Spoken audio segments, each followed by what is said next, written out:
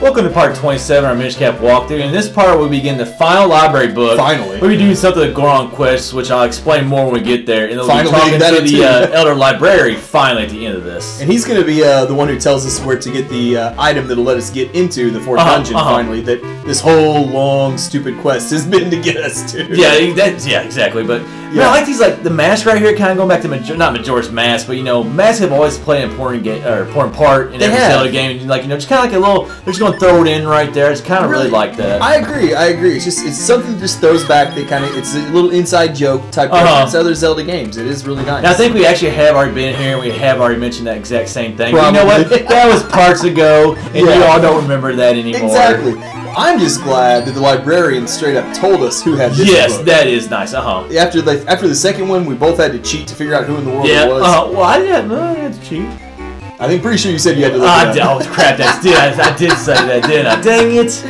The second time we didn't have we didn't have proof, man. I totally forgot that I said Delete the narration. Delete the narration. We're going to have to go back and redo part 26. Yeah, but the mayor tells us he can't remember where this book is. So, thankfully, we have these Minish up here in his house who will tell him he took it to his cabin with him, and he tells us that the mayor's pretty forgetful. Yeah, well, they didn't tell him that. They think it's at the cabin because he went there with the book and then he come back with it, so that's why I think it's there. But you really don't want to have a forgetful mayor. No. I mean, that's not... How do you get elected like that? Well, you see the competition is probably really not that strong in Hyrule Town. I mean, like, how many people are actually up for that? That is a good point. First of all, how many people can actually do it, then how many people want to do it? Well, I don't know if this guy can do it if he forgets stuff like that. It's kind of like work. It's kind of like a career. I mean, it really is. But yeah, it's a little weird to have a forgetful mayor, though. Now, one thing I do like about this is that we're actually going outside of Hyrule Town. Yeah. This last book, like the first two books, like, you know, is all traveling through Hyrule Town. While there's this one, we will actually be going out to Lake Hylia.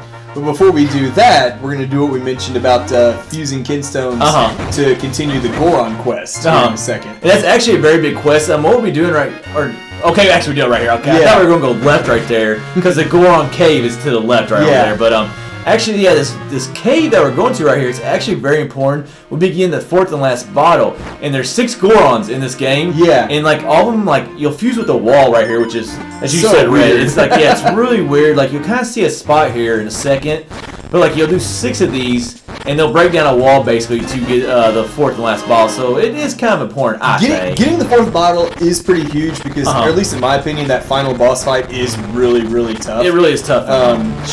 Vati got me a couple times. I won't lie. Now fairies don't give you much, but you said you could get like potions and stuff. Right? They give you like, you know, a lot of health. So I mean, you know, it's worth it to get. Like it is. Man, this like by the way. I hate. But at least it's not rupee like. I didn't lose. Oh, he took my shield. That's right. But thankfully, you get it right back when you kill him. Because that is something you have to buy in this game because you can use. You need it for the DQ scrubs. You do. So I mean, it'd be one more use for rupees, I guess. But you can see kind of this place in the wall right there. Man, I could just not talk about it. You know, man, we might as well just give it up. But the place in the wall right there, you can kind of see, and like we'll be doing. Weird. You see like a little fusion bubble come up, and we'll be doing 6 of those, like I said. Yeah, it's so weird, and even when you go to fuse with it, the screen pops up and just says "mysterious wall." You're like, what in the world is that? I want to know the backstory of that mysterious wall. And how does Goron appears from that? I mean, really, it's not the first thing in Zelda that made no sense, but like, you know, how do you fuse with walls, and then these Gorons just pop up out of nowhere? Now here's my question: this like create a brand new Goron out of thin air, or do you like teleport him here from wherever? Well, that's what you said, but yeah, I think you had the thought in your mind. You were thinking it through as I was saying. It was in there, but it doesn't make a lot of sense.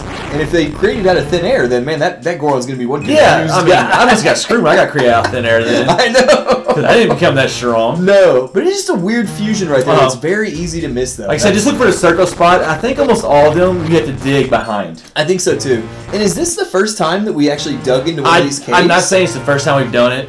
But well, it actually has to be because we need the moments. Yeah, we need the moments to dig. So yeah, it's the first time, and you actually can't get the 6th one until after the last dungeon. So it'll be a while before we get that quest done. Yeah, definitely. But it's nice. We've always mentioned that we like when they continue using dungeon items outside in the overworld. So bringing in the mitts there just to dig into those caves where you see like a looks like dirt blocking. And we'll be doing that quite a bit. Like there's a lot of caves that will be entering the rest of the game where we dig through the areas to get certain kinstones. As like we just said, wall fusions right there. Random pieces of hearts, everything you can think of. And now we're using the gust jar again.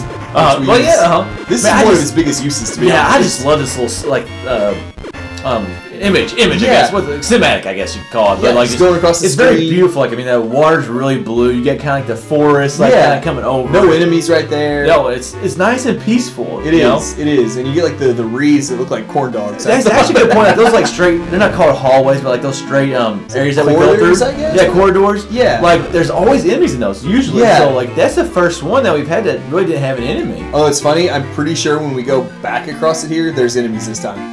That doesn't make any sense. I think there's a few of the dragonfly. What do you call these little? I have no idea. Because we're good at Zelda enemy names. Yeah, we were fantastic. I don't say. Oh, there they are. They actually might have been there the first. No, there was. No, they definitely weren't. We saw that many. So I guess they didn't like you pushing that book over or something. Yeah, maybe it's our scent. Maybe like they got our scent. Maybe. And then like they wanted more when we came back out. We can't even tell you what they're called, much less they're like mosquitoes or something like that. Oh, I thought that. We forgot our osprey. I thought that rock was gonna get you. I think it actually like randomly, just the game, it went off like before it got to me.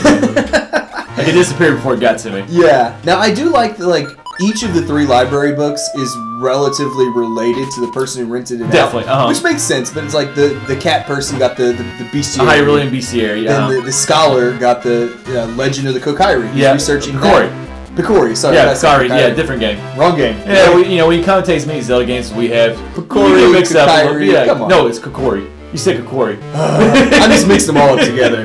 Goron. History of the Gorons.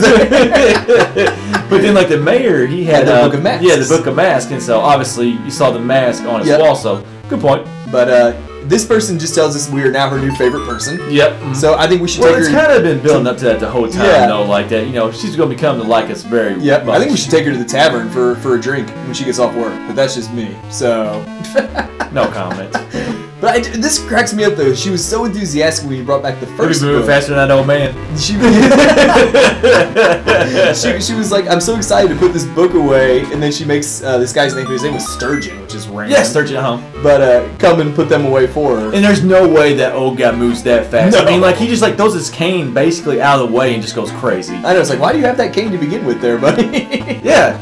And then like here he is again, not moving. Like just staying there like. Is that a security guard or something? That was all the energy he had.